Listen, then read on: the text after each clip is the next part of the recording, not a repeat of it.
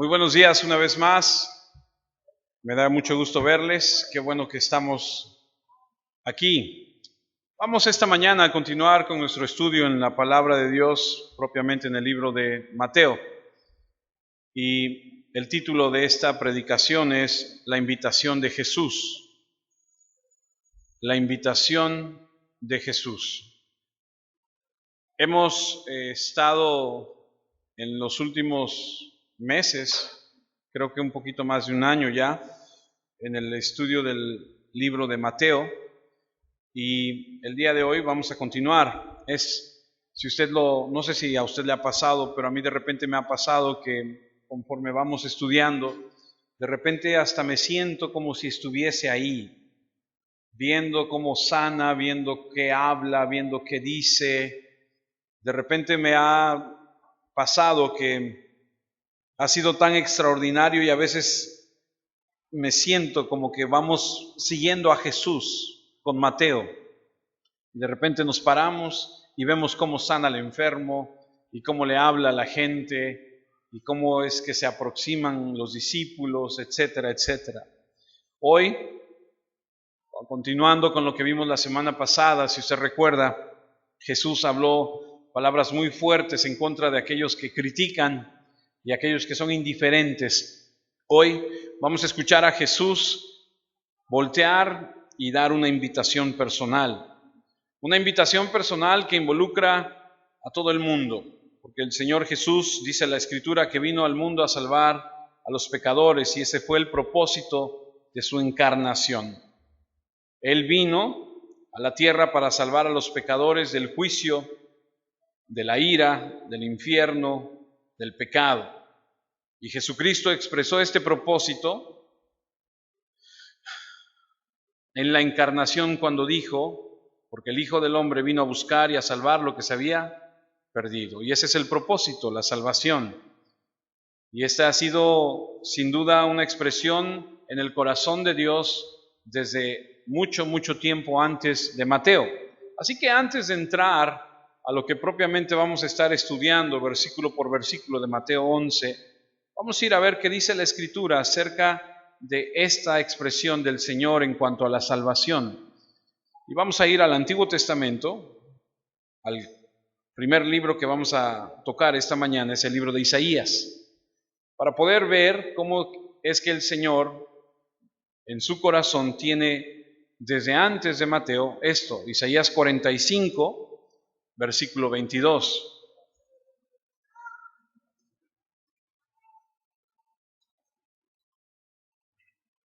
Dios Padre, desde el Antiguo Testamento y hasta el Apocalipsis, lo veremos después, una y otra vez hace la invitación al hombre a arrepentirse, a venir a Él, a encontrar en Él la salvación. Dice Isaías capítulo 45, versículo 22 así: Mirad a mí y sed salvos, todos los términos de la tierra, porque yo soy Dios y no hay más. Por mí mismo hice juramento, de mi boca salió palabra de justicia y no será revocada, que a mí se doblará toda rodilla y jurará toda lengua, y se dirá de mí, ciertamente en Jehová está la justicia y la fuerza, a él vendrán, y todos los que contra él se enardecen serán avergonzados. En Jehová será justificada y se gloriará toda la descendencia de Israel. Desde el Antiguo Testamento el Señor ha mostrado al hombre que la intención que Él tiene para el hombre es que se salve. Y como pudimos leer en el primer versículo que tocamos ahí en el 22, dice, mirad a mí y sed salvos. Es una invitación que el Señor hace una y otra vez. Ahí mismo en el libro de Isaías, ahora en el capítulo 55, 10 capítulos más adelante. El capítulo 55 de Isaías, en el versículo 1, dice el Señor así: a los sedientos, venid a las aguas, y a los que no tienen dinero, venid, comprad y comed, venid, comprad sin dinero y sin precio vino y leche. ¿Para qué gastáis el dinero en lo que no es pan y vuestro trabajo en lo que no sacia? Oídme atentamente y comed del bien y se deleitará vuestra alma con grosura. Inclinad vuestro oído y venid a mí. Oíd y vivirá vuestra alma, y haré con vosotros pacto eterno, las misericordias firmes a David. Y así vemos que el Señor una vez más hace una invitación y dice, vengan a mí. Y estamos poniendo y asentando la base para entrar al tema que vamos a ver el día de hoy, que es Mateo 11, a donde nuestro Señor Jesús hace una invitación personal después de haber condenado a las ciudades a donde hizo tantos milagros, a donde hubo tanta indiferencia, a donde hubo tanta crítica. Y lo que queremos ver es que el corazón de Dios es que siempre la gente venga a Él. Apocalipsis, ahora acompáñeme hasta el último libro de la Biblia.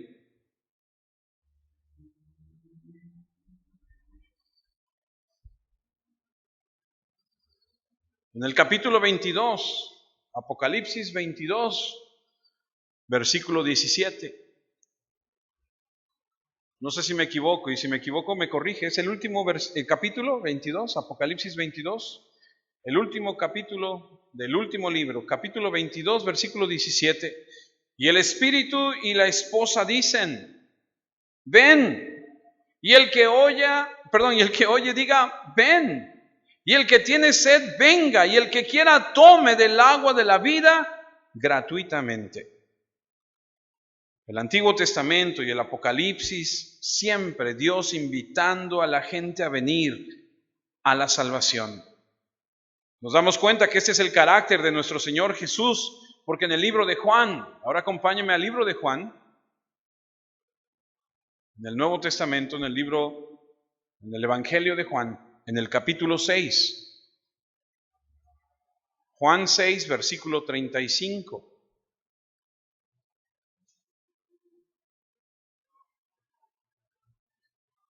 Dice Jesús les dijo, yo soy el pan de vida, y el que a mí viene nunca tendrá hambre, y el que en mí cree no tendrá sed jamás.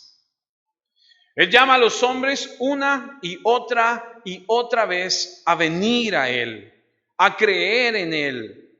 Los versos de venir a Cristo y de creer en Cristo son sinónimos. Cuando Cristo dice ven, significa lo mismo de cree. Ahí mismo en el libro de Juan, ahora un capítulo más adelante, Juan 7. Juan capítulo 7, versículos 37 y 38. El Señor hablando. Juan 7:37. Y en el último y gran día de la fiesta, Jesús se puso en pie y alzó la voz diciendo, si alguno tiene sed, venga a mí y beba.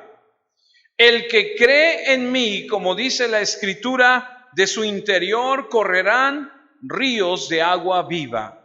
Otra vez vemos el venir y el creer, la misma ecuación, venir para creer. Un capítulo más adelante. Ahora Juan 8, versículo 12. Otra vez Jesús les habló diciendo, yo soy la luz del mundo. El que me sigue no andará en tinieblas, sino que tendrá la luz de la vida. Él dice, ven a mí, yo soy el pan y el agua, pero también soy la luz. No solo va a saciar tu vida, sino te dará la luz para que no andes en tinieblas y sepas cómo conducirte. Y puedes ver que Jesús reiteradamente dice, ven, ven, ven y cree. Ven y sáciate, ven y aprende a cómo dirigir tu vida. Ahora el capítulo 11 del mismo libro de Juan. Recuerde que estamos asentando para poder entrar a Mateo 11 y comprender un poco más este pasaje que vamos a estudiar. Juan 11, versículos 25 y 26. Aquí en esta ocasión Jesús les dice, yo soy la resurrección y la vida. El que cree en mí, aunque esté muerto, vivirá. Y todo aquel que vive y cree en mí, no morirá eternamente. ¿Crees esto? Así que Jesús está diciendo, vengan a mí porque yo soy el pan, yo soy el agua, yo soy la luz, yo soy la vida.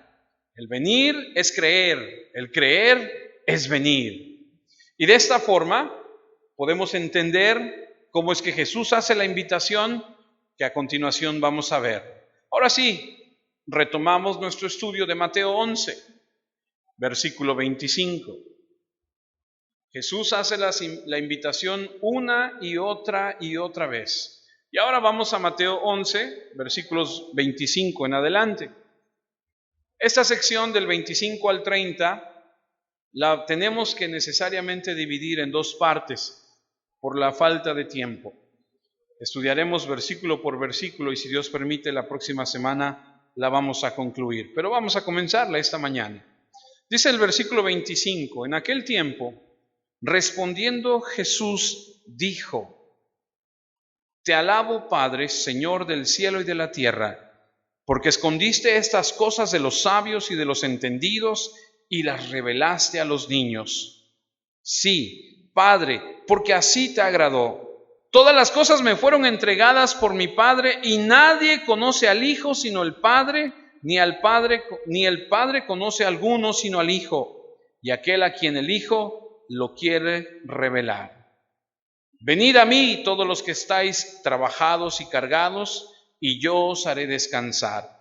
Llevad mi yugo sobre vosotros y aprended de mí, que soy manso y humilde de corazón, y hallaréis descanso para vuestras almas.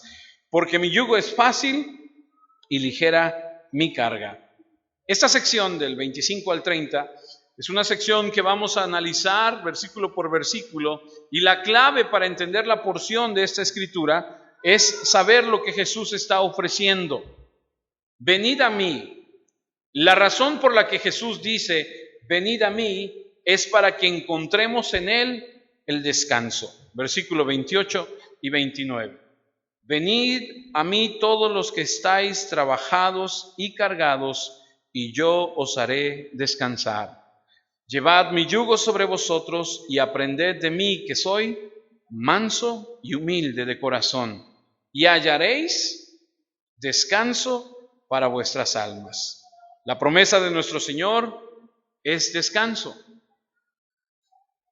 Para aquellos que están trabajados, cargados, cansados, el Señor dice, ven a mí, yo te voy a hacer descansar.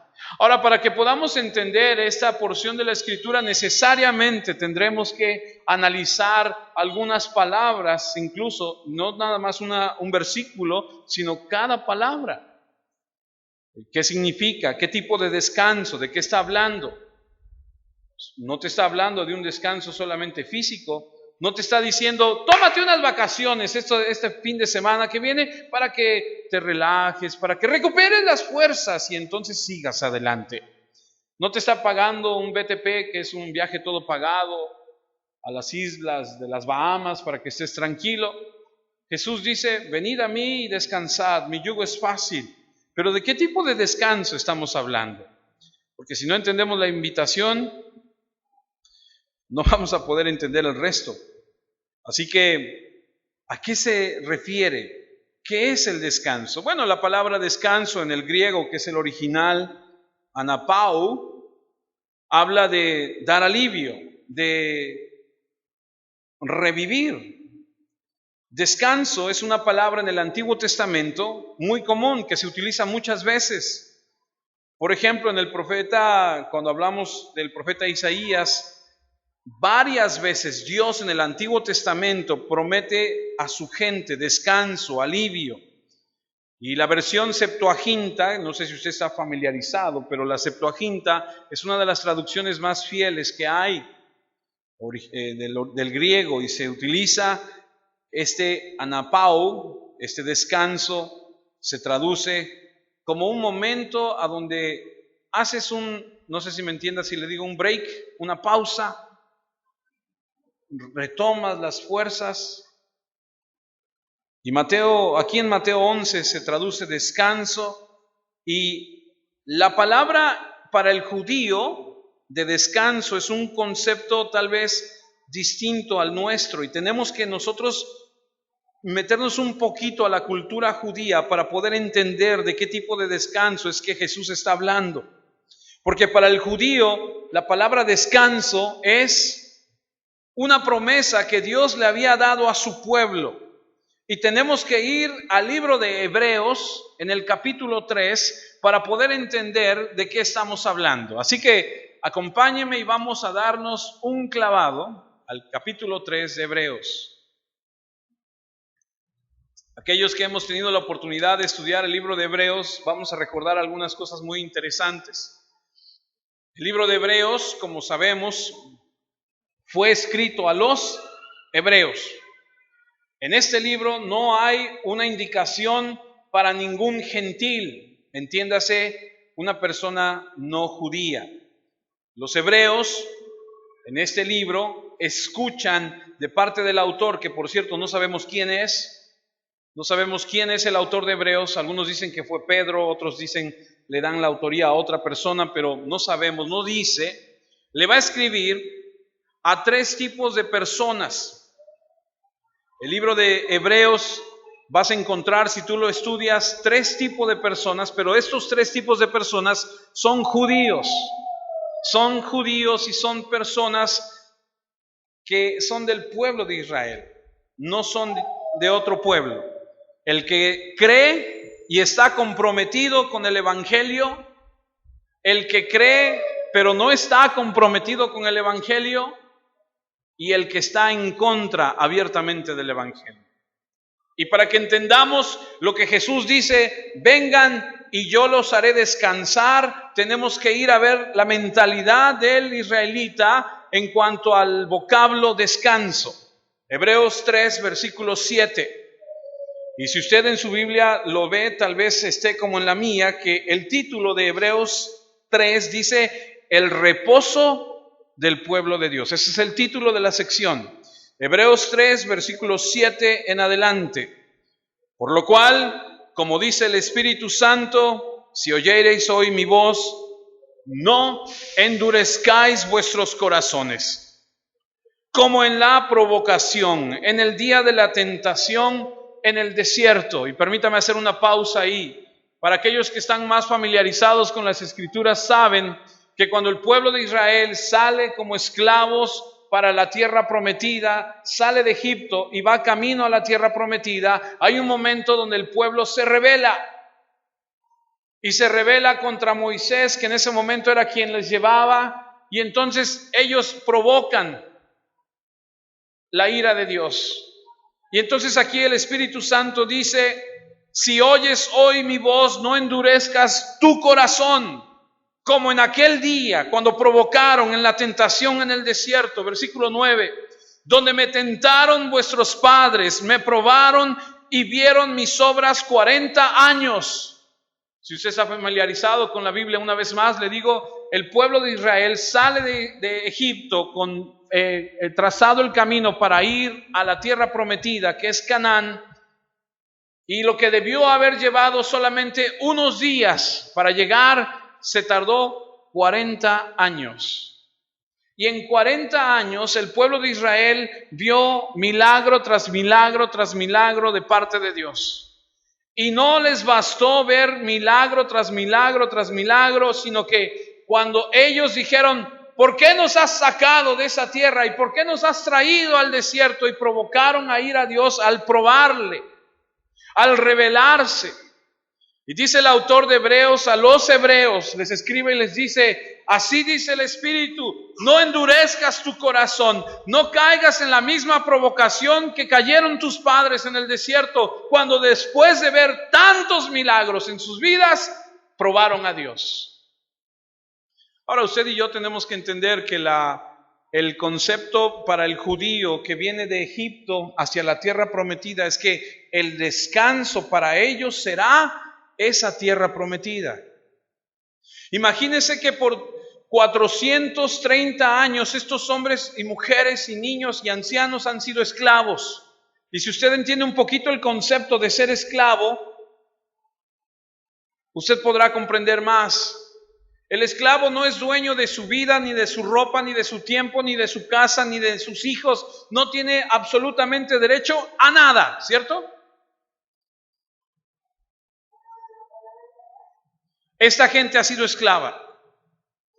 De repente, de la noche a la mañana, salen de la esclavitud y se les promete una tierra donde ellos encontrarán leche y miel y habrá un descanso para ellos. Ya no serán esclavos, ahora ellos tendrán libertad y ellos van hacia ese lugar, pero por la dureza de su corazón, por su rebeldía, ellos no pueden llegar. Y más adelante vamos a leer que dice que todos ellos, y de acuerdo a los teólogos dicen que eran como 2 millones de personas, de todos ellos murieron 1.998.000. Solamente 2 personas entraron. ¿Sí dije bien la cifra? Solamente Josué y Caleb entraron. Y toda la demás generación murió en el desierto. Esto es importantísimo que entendamos porque el autor de Hebreos le escribe a 3 personas, como se los dije. Los que creen y están comprometidos, los que creen pero no están comprometidos y aquellos que están abiertamente en contra, que son incrédulos. Y Hebreos escribe a la comunidad cristiana judía y estos que están comprometidos, que están convencidos, que creen la verdad, escuchan la advertencia: no endurezcas tu corazón. Hay una advertencia en contra de endurecer el corazón, porque lo que está pasando es que, imagínate, tú eres judío, viene el evangelio, lo crees, abrazas la verdad, pero al abrazar la verdad, los demás a tu alrededor que no abrazan la verdad te empiezan a señalar y te empiezan a decir: con que te cambiaste, con que ahora tú crees, con que ahora eres de esos. Y si tienes una tienda, ya no compran en tu tienda. Y a lo mejor ya no te invitan a las fiestas de la familia, y empiezan a rechazarte. Y entonces el autor de Hebreos escribe y dice: ustedes sigan adelante, no endurezcan su corazón, hagan lo que el Señor dice. Y escribe porque muchos de ellos se habían quedado en el umbral. Sí creo, sí me gusta, creo que tiene la razón, pero no se atreven a dar el paso hacia adelante para comprometerse con lo que dice la Escritura. Lo creen, pero no han entrado en esa actividad, en activar su fe de recibir a Cristo. Y se quedan en la orilla, en el lugar a donde un apóstata potencial puede desarrollarse. Estas personas que nunca toman la decisión correcta y finalmente acaban endureciendo su corazón, son las personas que deben entender que hay un tipo de condenación grave, porque al que más sabe, más se le va a exigir.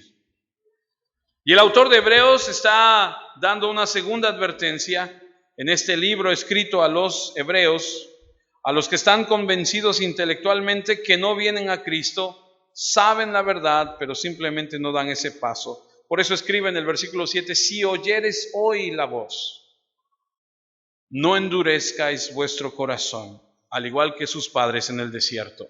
¿Y por qué estamos diciendo todo esto? Para poder entender la palabra descanso. Cuando Jesús se voltea después de condenar a las ciudades, dice que Jesús les hace una invitación y les dice: vengan y descansen en mí. Sigo en Hebreos capítulo 3, ahora el versículo es el 10. A causa de lo cual me disgusté contra esa generación y dije: siempre andan vagando en su corazón y no han conocido mis caminos. Por tanto, juré en mi ira, está hablando el Señor, no entrarán, ¿en qué? En mi reposo. Y cuando Jesús se voltea y hace la invitación a la gente que lo sigue allá en Mateo 11 y les dice: vengan a mí y encuentren en mí descanso, Podemos entender que hay otra parte en la Escritura que dice, hay gente que está endurecida, que escucha, que dice, ay, sí, qué bonito, pero no acaba de dar el paso hacia adelante, que escucha la invitación. Y el Espíritu Santo advierte y dice, si escuchas la voz, no te endurezcas como esa gente que se endureció en el desierto. Toma la decisión, da el paso, comprométete, sigue a Cristo. No vaya a ser que el Señor te diga, no entrarás en mi reposo. Para los judíos, en el desierto, la palabra descanso era sinónimo de una tierra prometida. Como les comenté, habían dejado Egipto, pero nunca tuvieron la fe para dar el paso hacia esa tierra prometida, porque todos, bueno, no puedo decir que todos, porque 2 de ellos se salvaron, pero de manera muy general, si de 2 millones, 2 se salvan, podríamos decir que todos. Toda una generación murió. Y usted, si usted estudia la historia del trayecto de la tierra de Egipto a la tierra prometida, usted se va a encontrar con una nube que los cubría, una llama de fuego que les daba calor en la noche. Se va a encontrar con agua en el desierto, con carne en el desierto, con maná en el desierto, con que sus ropas no se desgastaron, con que sus zapatos no se desgastaron. Se va a encontrar con una infinidad de milagros de parte de Dios para su pueblo, y aún así se endurecieron, aún así no creyeron, aún así no alcanzaron a llegar al reposo del Señor.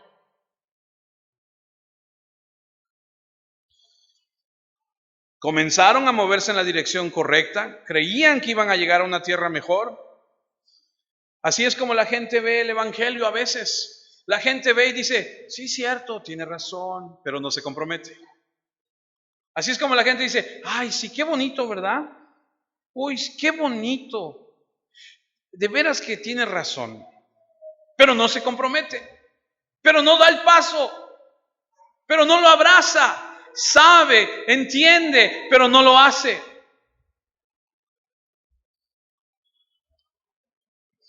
No solo te convenzas de que el Evangelio es realmente cierto, ten cuidado de no permanecer en la indecisión. No vaya a ser que al final lo único que sientas sea la ira de Dios y no entres en ese reposo. Ahora, debo decirle que estas personas a las que escribe el autor de Hebreos aquí en el capítulo 3, versículo 7, no creo yo que sean cristianas. Y no creo que sean cristianas porque el versículo 7 dice así, por lo cual, como dice el Espíritu Santo, si oyereis hoy su voz.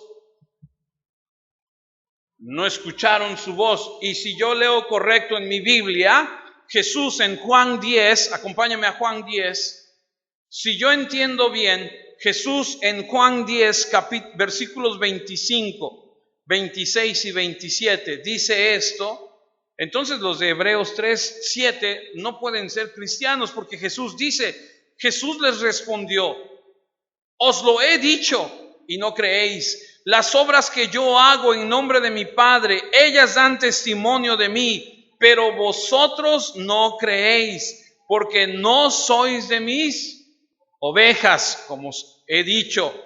Mis ovejas, ¿qué? Oyen mi voz y yo las conozco y me siguen. En otras palabras, si el Señor dice, haz esto, aquel que es del Señor dice, voy y lo hago. Y el autor de Hebreos 3 dice, no endurezcas tu corazón, escucha, mira. ¿Te ha pasado con algún hijo? ¿Te ha pasado que le dices a tus hijos, mi hijo, por favor, mira, haz esto, o no hagas esto, mira, por favor? ¿Y qué hace? Ahí va.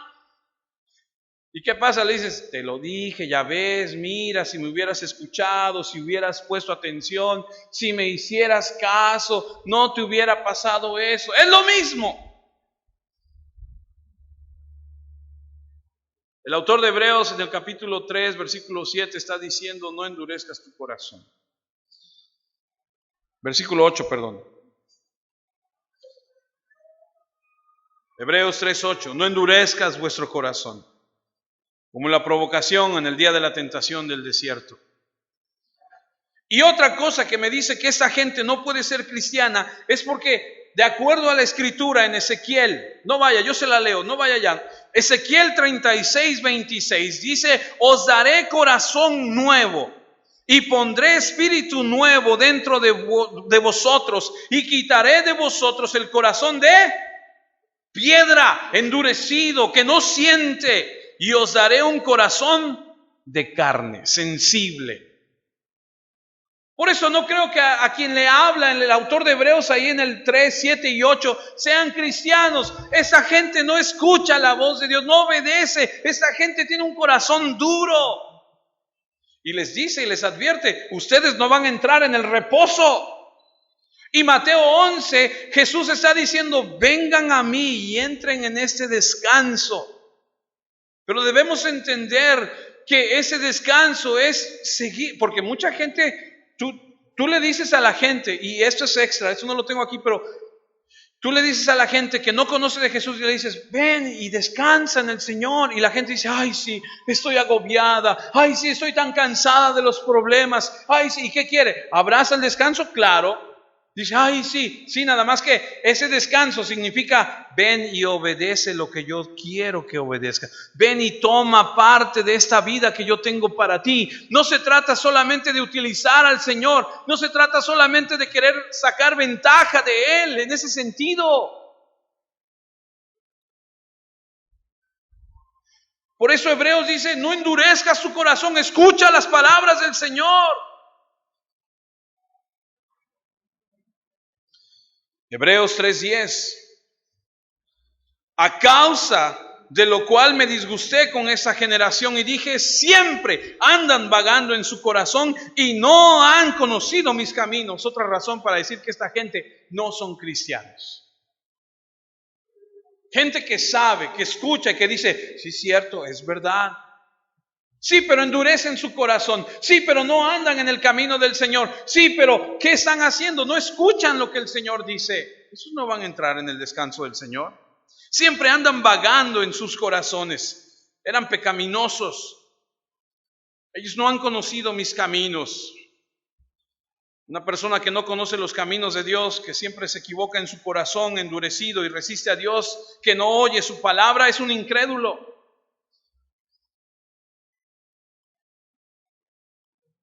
¿No ha vivido usted esa experiencia con alguien? ¿No le ha dicho usted a alguien: oye, ya te dije 2, 3 veces? Oye, ¿cuántas veces hemos hablado de este tema? ¿Cuántas veces te he dicho que no hagas esto, que no hagas aquello? ¿Y qué haces? Y sigue, y sigue, y sigue haciendo o no haciendo caso de lo que tú le dices. ¿Lo ha vivido? Es lo mismo. Yo quiero que usted y yo analicemos nuestra vida cristiana hoy y que pongamos nuestra vida y cada quien la ponga. Y que nos pongamos a analizar y a pensar en nuestro corazón: ¿realmente soy lo que digo ser?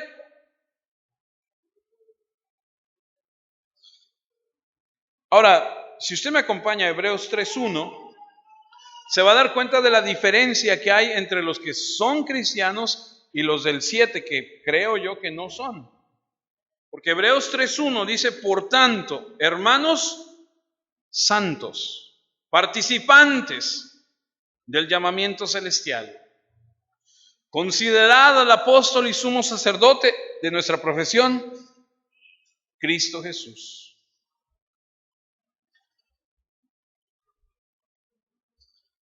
Esa gente es diferente. Acompáñame ahora al versículo 12, ahí mismo, Hebreos 3:12. Ahí mismo, en Hebreos 3:12. Mirad, hermanos, estos hermanos son otros. Estos hermanos son como compatriotas. Mirad, hermanos, que no haya en ninguno de vosotros corazón malo de incredulidad para apartarse del Dios vivo.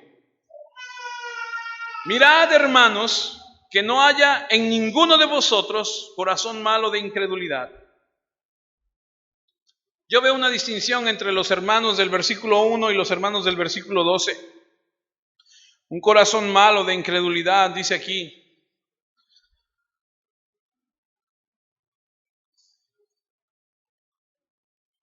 Hebreos 3:13.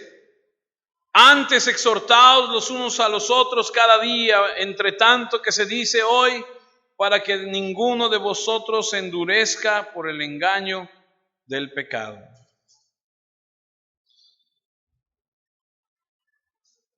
El descanso tiene que equipararse con la salvación.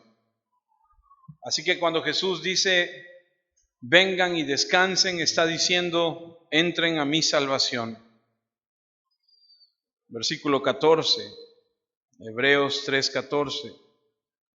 Porque somos hechos participantes de Cristo, con tal que retengamos firmes hasta el fin nuestra confianza del principio.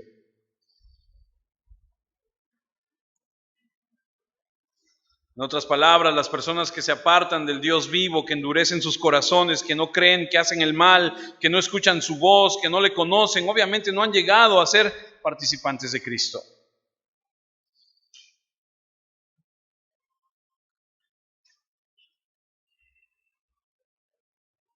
Versículo 15.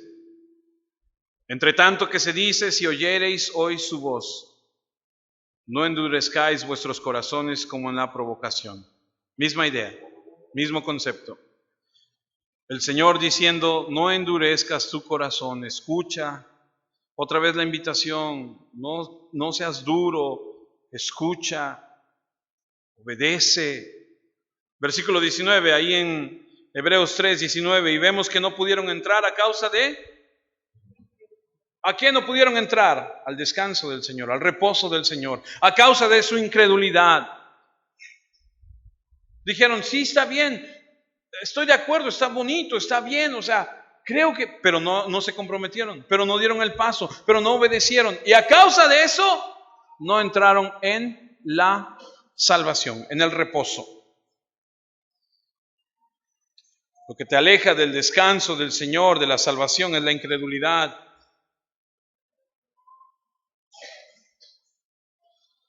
Para alcanzar la salvación tienes que creer, y no creyeron, no pudieron entrar en ese reposo. Ahora denle la vuelta a la página, si es que es el caso, y Hebreos 4, versículo 1. Hebreos 4, versículo 1. Temamos pues, no sea que permaneciendo aún la promesa de entrar en su reposo, alguno de vosotros parezca no haberlo alcanzado. En otras palabras, tenemos la promesa de descanso, la salvación, y sin embargo podemos no alcanzarla. No vaya a ser que alguno de vosotros parezca no haberlo alcanzado. Versículo 3, estoy en Hebreos 4:3. Pero los que hemos creído, entremos en el reposo. De la manera que dijo, por tanto juré en mi ira, no entrarán en mi reposo, aunque las obras suyas están acabadas desde la fundación del mundo. El judío, déjeme poner un poco de contexto en esto, el judío creía que podía entrar en el descanso por las obras. El judío tenía en su mente que ellos, por ser judíos, hijos de Abraham, que por tener las leyes de Dios, que por tener esa herencia, ellos iban a poder entrar en el verdadero descanso, por llevar a cabo las obras que llevaban a cabo. Y aquí el autor de Hebreos dice, no entrarán en mi reposo, aunque las obras suyas estaban acabadas desde la fundación del mundo.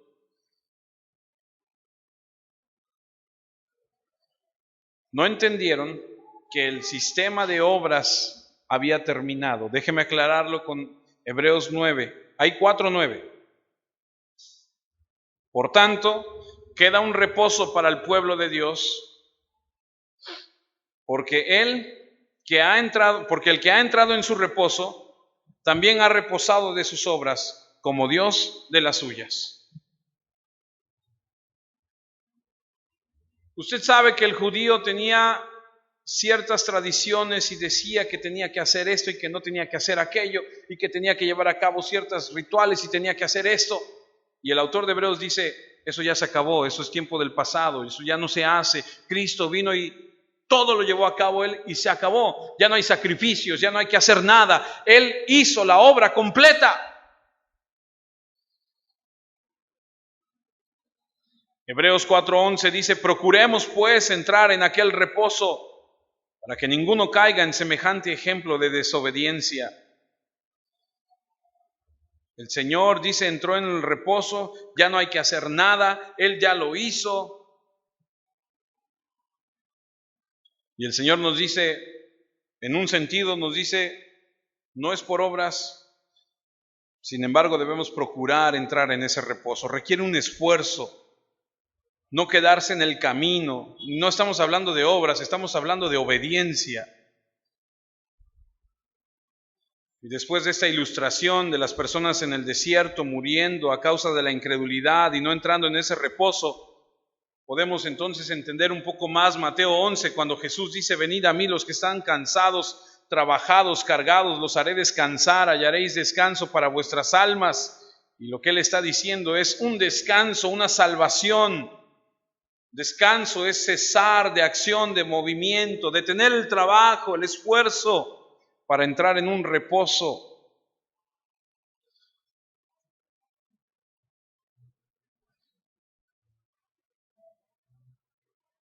No más obras carnales para buscar su misericordia. Descansamos del legalismo, de la justicia propia.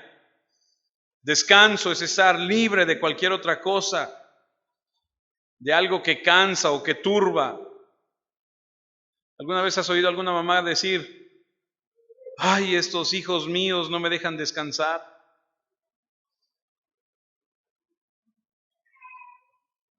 ¿Verdad, Clau? Cuando tus hijos se van de casa, tú dices, ay, ya por fin voy a descansar. No, ¿cuál? Sigues estando con el mismo. Cuando se casan y dicen, ay, no, ya es harina de otro costal. No, no puedes. Lo sigues llevando aquí en el corazón. Sigues sintiendo la misma preocupación por ellos y ahora más porque ahora tienen hijos.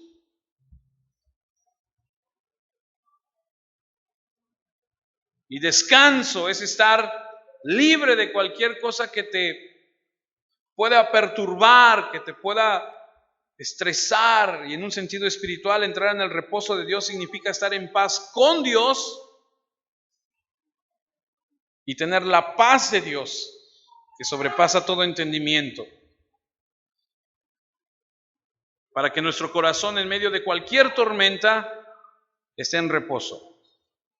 Para no estar frustrados y con ansiedad y con la preocupación. Y entrar en el descanso de Dios es entrar en ese perdón de Dios a donde ya no hay culpa, donde hay un descanso, a donde ya no hay esa cosa que te carcome por dentro, esa culpabilidad. Descanso es también algo en lo que te puedes apoyar. Yo me puedo descansar en algo. ¿Se ha descansado usted en algo, en alguna repisa, en algo, en un descanso?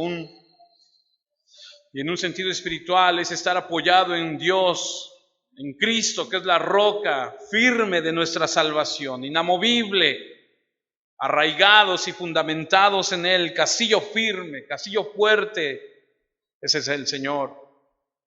Descanso es también mantener la confianza y entrar en ese reposo con Dios y disfrutar sin miedo el saber que en la eternidad Él tiene cuidado de nosotros y que nos ama, y descansar en Él significa depender en Él en todas nuestras necesidades. Y por eso cuando leemos Mateo 11:28 dice, venid a mí todos los que estáis trabajados y cargados y yo os haré descansar. La plenitud de lo que Él está diciendo es que Él te puede dar calma a esa alma turbada.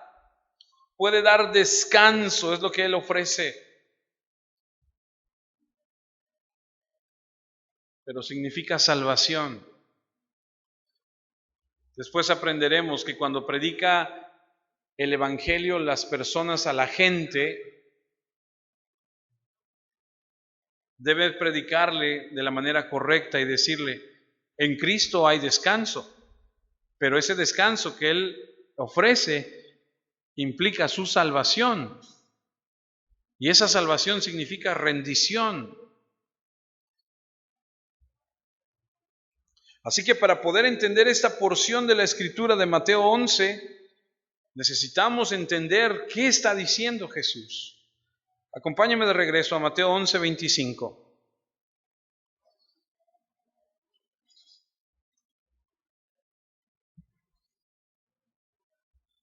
En aquel tiempo, respondiendo Jesús dijo: te alabo Padre, Señor del cielo y de la tierra, porque escondiste estas cosas de los sabios y de los entendidos y las revelaste a los niños. La semana pasada, si usted estuvo aquí, usted se acordará que Jesús ha hablado fuertemente contra la crítica y la indiferencia a las ciudades mencionadas. Y a continuación vemos que Jesús se vuelve y hace una invitación. Y al parecer el ministerio en Galilea ha llegado a su clímax cuando se han presentado las evidencias que este Jesús es el Mesías, a donde no hay otra conclusión posible que solamente Él es el Dios encarnado, el Cristo, el Mesías, a donde Él ha enviado a 12 de los discípulos. Y de acuerdo a Lucas 10, ha enviado a otros 70 y hay 82 personas esparciendo el evangelio en esta región, proclamando el evangelio, y han vuelto, han informado lo que han enseñado. La gran mayoría de las personas de Galilea han rechazado el mensaje, han rechazado al Cristo. Y parece ser que ha llegado un momento a donde es algo general, a donde Él reprocha a estas ciudades la maldad por el rechazo. Pero podemos ver que dentro de todo este rechazo que la gente hace a Jesús, Jesús se voltea y de manera amorosa, como siempre, extiende su amor hacia la gente. Porque aunque tú y yo lo rechacemos, Él tiene su invitación hacia nosotros. Aunque Él sabe que la mayoría le ha dado la espalda, ofrece esta invitación de llevar las cargas pesadas y dar descanso, e invitan que vengan a Él. Y hemos visto las diferentes reacciones de la gente, de duda, de crítica, de indiferencia. Todavía tenemos que ver la reacción de sorpresa, de fascinación, de rechazo, de blasfemia en contra de Cristo. Y como les dije la semana pasada, empieza en este momento a girar la situación y a encaminarse hacia la cruz Jesús. Porque lo que Jesús está haciendo es mostrar, después de que les ha mostrado quién es Él a través de los milagros y de su palabra y de que sus discípulos han ido y ha visto que lo rechazan, Él sigue extendiendo esta invitación y la gente no está cómoda y empieza a perfilarse todo hacia la cruz. La nación vuelve la espalda a Él. Los primeros días de su popularidad habían pasado. Se ha empezado a formar una oposición franca y abierta, y en medio de eso Jesús dice estas palabras tan extraordinarias. Y ahí en Mateo 11:25, a donde estamos, dice que en aquel tiempo respondió Jesús y dijo. Y esta frase de respondió Jesús, yo no la tengo aquí, pero si usted tiene ahí en el versículo 24, ahí en Mateo 11:24, ¿acaso hay una pregunta hacia Jesús?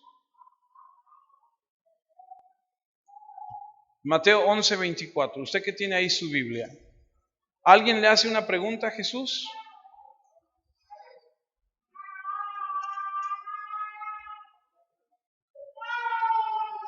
El versículo 24 dice: por tanto os digo que en el día del juicio será más tolerable el castigo para la tierra de Sodoma que para ti. No hay ninguna pregunta. Y el versículo 25 dice: en aquel tiempo respondiendo Jesús dijo. No hay ninguna pregunta formulada. Este respondiendo Jesús, dicen los teólogos, que es un modismo hebreo, algo familiar en la escritura, que significa habló abiertamente, es decir, le dijo a todos los que estaban ahí. Su invitación no era privada. Llama a la gente a venir personalmente a Él. Y comienza diciendo la invitación: te alabo Padre, Señor del cielo y de la tierra. Y esto es muy básico para cualquier presentación del Evangelio, para cualquier invitación a la gente a venir a Cristo. Reconocer que Dios tiene el control absoluto y total de todo. ¿Cuántos pueden decir amén? Uno de los requisitos indispensables de una presentación del Evangelio a la gente es decir, Dios tiene el control de todo. El Señor es el Señor del cielo, de la tierra y de todo. No sé si alguna vez has preguntado o alguien ha preguntado, ¿por qué me está pasando esto que me está pasando? ¿Por qué estoy viviendo esto que estoy viviendo? El Señor tiene el control de todo. Él sabe lo que hace, lo que permite. Y es importantísimo reconocer la absoluta soberanía del Señor, en el cielo y en la tierra. Y Jesús dice, te doy gracias porque estás a cargo. Y el versículo 26 de Mateo 11, sí, Padre, porque así te agradó. Qué importante es estudiar la palabra y entenderla. Te alabo, Padre, Señor del cielo y de la tierra, porque escondiste estas cosas de los sabios y de los entendidos y las revelaste a los niños. Y el versículo 26, sí, Padre, porque así te agradó. Y Cristo está diciendo, te doy gracias, porque todas las cosas van de acuerdo a tu plan. A pesar de que la gente lo está rechazando, a pesar de que las cosas no, a los ojos humanos no parecen ir bien, el plan sigue adelante y Jesús no está frustrado con el plan, no está frustrado con lo que está pasando, tiene una gran confianza. Y eso debemos hacer, creer en nuestro corazón sin lugar a dudas, sin sombra de dudas, que Dios es soberano, que está detrás de todo, que Él tiene un plan que se llevará a cabo tal y como Él lo ha previsto. Nada puede frustrar el propósito del Señor y tiene una gran confianza.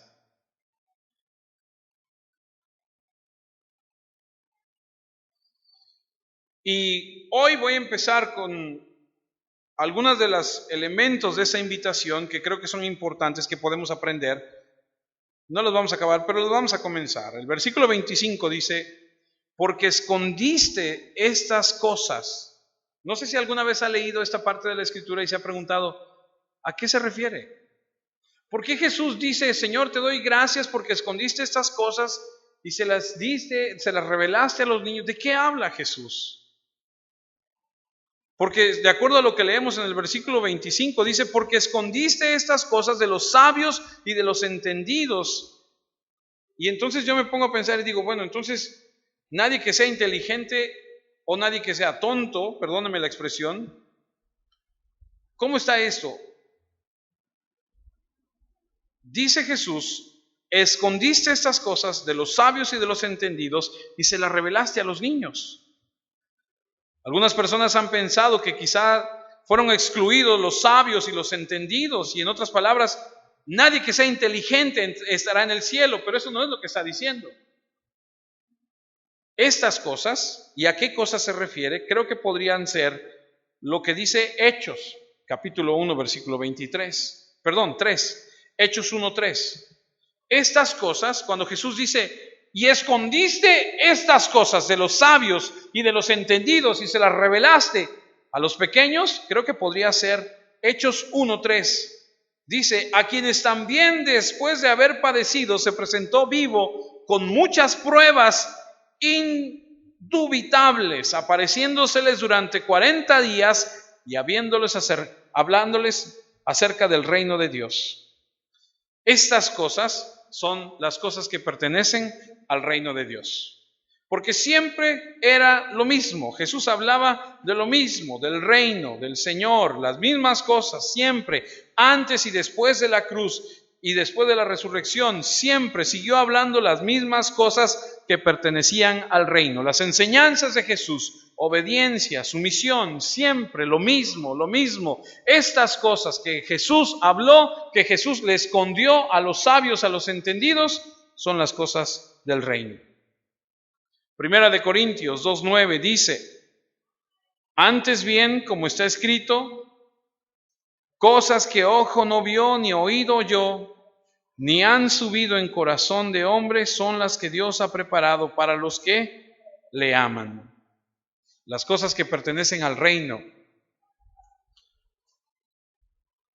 Las cosas que pertenecen al reino no estarán disponibles a través de una percepción externa. Dios tiene esas cosas preparadas para los que le aman. Primera de Corintios 2:14 también habla acerca de esto, cuando dice: pero el hombre natural no percibe las cosas que son del Espíritu de Dios, porque para él son locura y no las puede entender, porque se han de discernir espiritualmente. Mucho me temo que algunos de nosotros no entendamos lo que estamos hablando.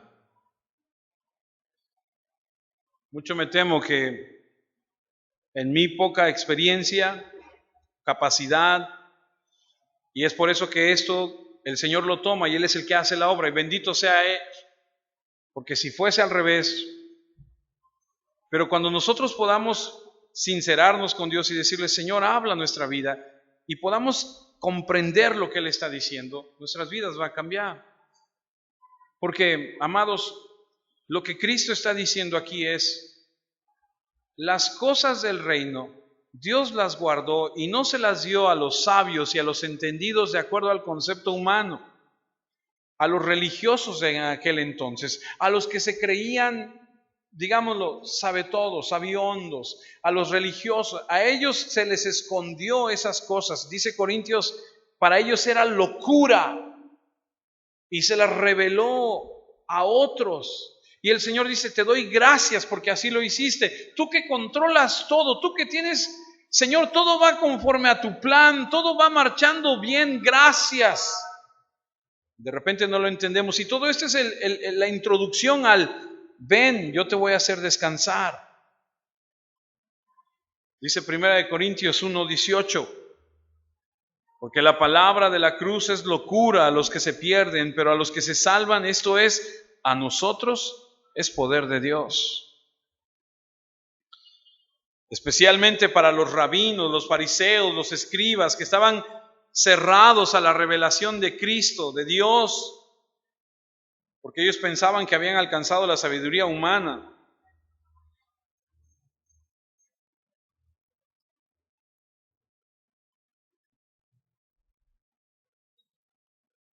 La afirmación no significa que Dios ha ocultado la verdad a la gente inteligente, solo significa que a veces hay personas que piensan que son tan inteligentes que no necesitan nada. ¿Conoce a alguien así? Gente que dice que sabe mucho, que conoce mucho, y que cuando se le presenta el Evangelio dice: no, eso no. Te han lavado el cerebro. Te has dejado hacer un coco wash. No creían. Por eso Juan 12:37 dice: pero a pesar de que había hecho tantas señales delante de ellos, no creían en Él. No creían. Había tanta evidencia como la gente de Hebreos, que les dice el autor de Hebreos: 40 años hubo provisión para ustedes, 40 años Dios los guardó, los protegió, y aún así endurecieron su corazón.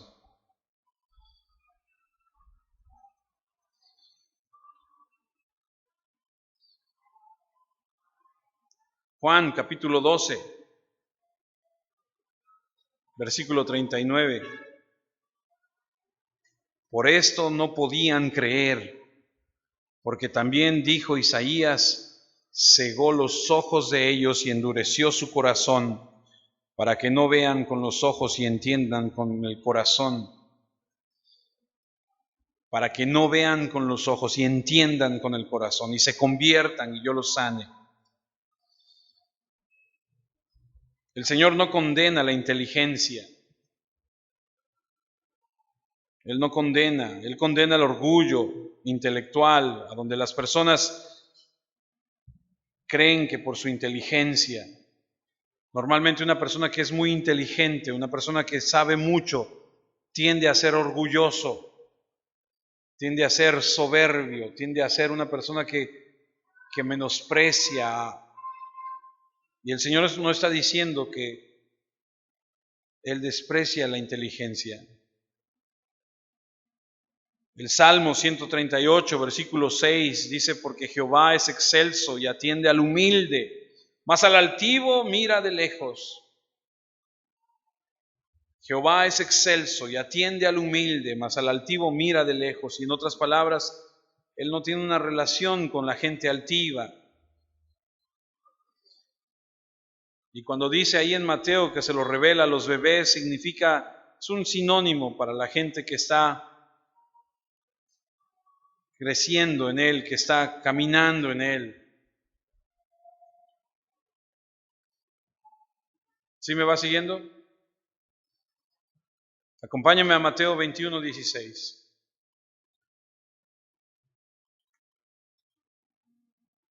No le reveló estas cosas del Evangelio, del reino de Dios a la gente que se sentía que sabía mucho, que decía que conocía mucho.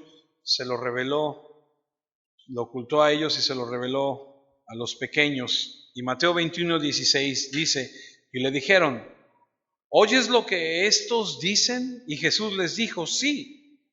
¿Nunca leíste de la boca de los niños y de los que maman perfeccionaste la alabanza? Primera de Corintios 3:1. Recuerde que estos pequeños a los que se refiere son a estos que están creciendo, que son nuevos. Primera de Corintios 3:1.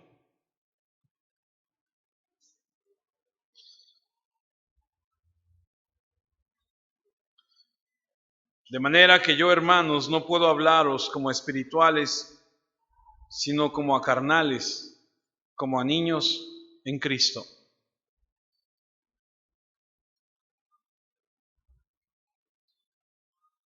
Ahí mismo en 1 Corintios, capítulo 13,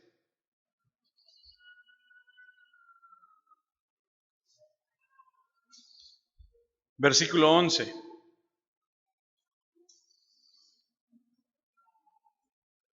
Pablo escribe y dice: cuando yo era niño, hablaba como niño, pensaba como niño, juzgaba como niño, mas cuando ya fui hombre, dejé lo que era de niño. Efesios 4, versículo 14.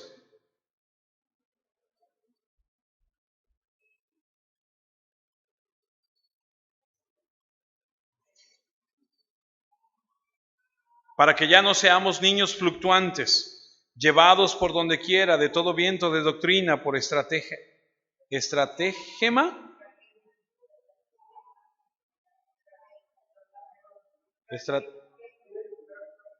estratagema de hombres, perdónenme, que para engañar emplean con astucias las artimañas del error. Por lo tanto, tenemos un niño indefenso, un bebé que no puede hablar, que no puede con alimentos sólidos. ¿Qué mejor puede resumir a una persona dependiente? ¿Quiénes son los que pueden entrar a la salvación? Los dependientes, los humildes. No los orgullosos, no los que están confesando que ellos pueden, que ellos saben. Wow.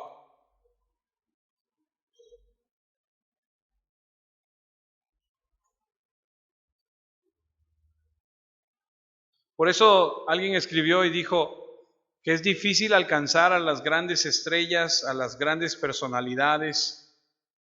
Estaba yo acordándome de, difícil es alcanzar a la gente que tiene mucho, porque dice: yo no necesito nada, lo tengo todo.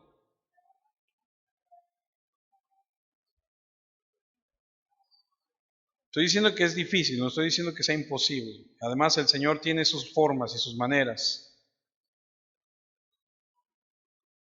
Porque es más fácil llegar a alguien cuando está quebrantado, herido. Alguien que dice, necesito ayuda. Por eso Isaías 57:15 dice, porque así dijo el alto y sublime, el que habita la eternidad y cuyo nombre es el Santo. Yo habito en la altura y la santidad. Y luego dice, ¿con quién?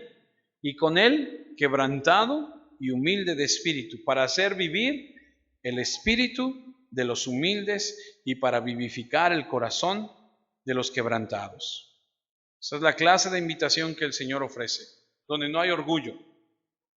Esto se lo ocultaste a aquellos que creen que saben, se lo diste a aquellos que son dependientes, que dicen, yo no sé, yo necesito.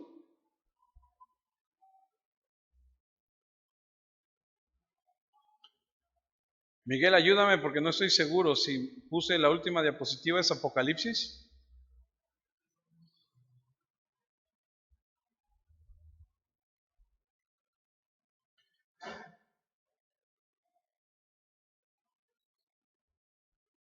Apocalipsis 3:20, y con eso terminamos. Es esa famosa escritura que dice que, he aquí yo estoy a la puerta y llamo. La conocemos, algunos la sabemos de memoria. Si alguno oye mi voz y abre la puerta, entraré a él y cenaré con él y él conmigo. Y otra vez vemos la invitación de Cristo, el enfoque, venir al mundo, vino al mundo, a los hombres, a traerlos a tener una comunión con él, y llama Jesús a través de un sermón, a través de la escritura, de un ejemplo piadoso, de un amigo cristiano, de un problema conyugal, de la muerte de un ser querido, a través de la pobreza, de la soledad, del dolor, del quebrantamiento, del sufrimiento, de la culpabilidad. Él llama y Él quiere entrar y Él quiere tener una comunión con nosotros. Y dicen los teólogos que esta es una invitación que está en el Apocalipsis, que es el último libro, porque hay una perspectiva aquí de que es el último, la última cena antes de amanecer. Y dicen, incluso es la cena, no dice comida, no dice desayuno, es lo último antes de que venga el amanecer, es como la última oportunidad. Está llamando a los hombres a unirse a Él, a tener una comunión antes que termine la noche y sea demasiado tarde. Muy interesante la perspectiva. Algunos lo rechazarán y la noche será eterna, y los que tengan comunión con Él les nacerá un nuevo día. No hemos podido entrar más allá de Mateo 11:26 y lo seguiremos analizando, pero ese es el concepto, la invitación de Jesús. Señor, te doy gracias porque a ti te place, tú que eres el Señor del cielo y de la tierra, tú tienes control. Haber escondido esto de los que creen que saben y dárselo a los que son dependientes, a los que dicen, yo no sé, pero yo necesito. Y lo que les vamos a dar o lo que les estoy ofreciendo es un descanso. Y ese descanso significa salvación. Eso es lo que estamos estudiando. Vamos a orar. Señor, te doy gracias por tu palabra. Te doy gracias porque sé que tu palabra no vuelve vacía. Te ruego con toda humildad, Señor, que hables a la vida de mis hermanos, que los bendigas, Señor, con tu palabra y traigas a sus corazones el entendimiento que cada uno necesitamos. Te pedimos que nos hagas crecer y madurar y que podamos juntos darte a ti, Señor amado, el lugar que te corresponde. Te pido que bendigas a cada familia aquí presente, que los ayudes, que los hagas, bendito Dios, ser como tu Hijo Jesucristo. Gracias por cada joven, cada anciano, cada hombre.